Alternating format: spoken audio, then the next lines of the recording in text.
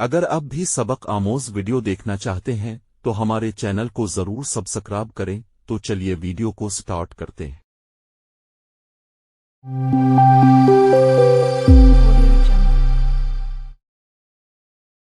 مظلوم کی آہ، ایک ظالم ہر وقت ظلم کرنے میں مست رہتا، غریبوں کی لکڑیاں جبرنا چھین لیتا، مہنگے داموں فروخت کرتا، باوجود سمجھانے کے وہ باز نہ آیا۔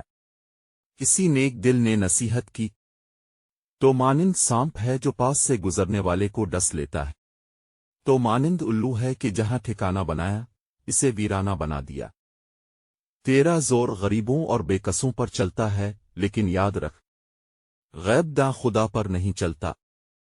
اتنا ظلم نہ کر، ایسا نہ ہو کہ کسی مجبور دل کی بد دعا تیرے خلاف عرش مول تک جا پہنچے۔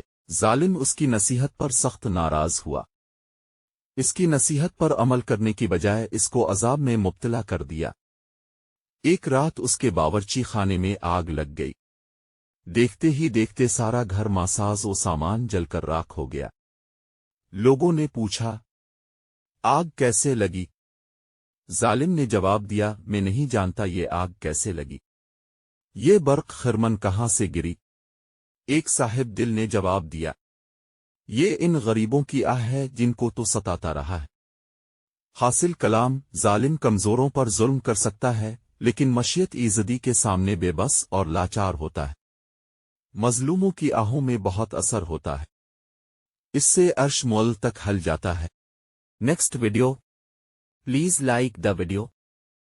حکمت کی بات، کسی فقیر نے بحالت مجبوری اپنے دوست کی کملی چرا کر فروخت کر دی۔ معلوم ہونے پر گرفتار ہو کر قاضی کی عدالت میں پیش ہوا۔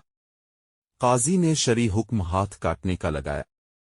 کملی والے دوست نے سفارش کی اور کہا کہ میں نے اسے معاف کر دیا ہے۔ یہ قاضی نے کہا تیری سفارش اپنی جگہ، شرعی حد اپنی جگہ، اس فیصلہ میں کوئی رعایت نہیں ہے۔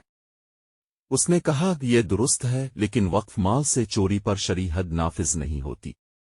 یاد رکھیں فقیر کسی چیز کا مالک نہیں ہوتا، اور جو فقیروں کے پاس ہے وہ ضرورت مندوں پر وقف ہے۔ قاضی نے اسے چھوڑ دیا اور ملامت شروع کر دی کیا تجھے ایک ایسے دوست کے گھر سے چوری کرتے ہوئے شرم نہیں آئی؟ کیا ساری دنیا تجھ پر تنگ ہو گئی تھی؟ فقیر نے جواب دیا اب کو معلوم نہیں کہ دوستوں کے گھر میں جاڑو پھیرنا دشمنوں کے دروازے کھٹکھٹانے سے بہتر ہے۔ حاصل کلام، دوست کے سامنے شرمندگی کسی دشمن کے سامنے ندامت سے بہتر۔ Thanks for watching.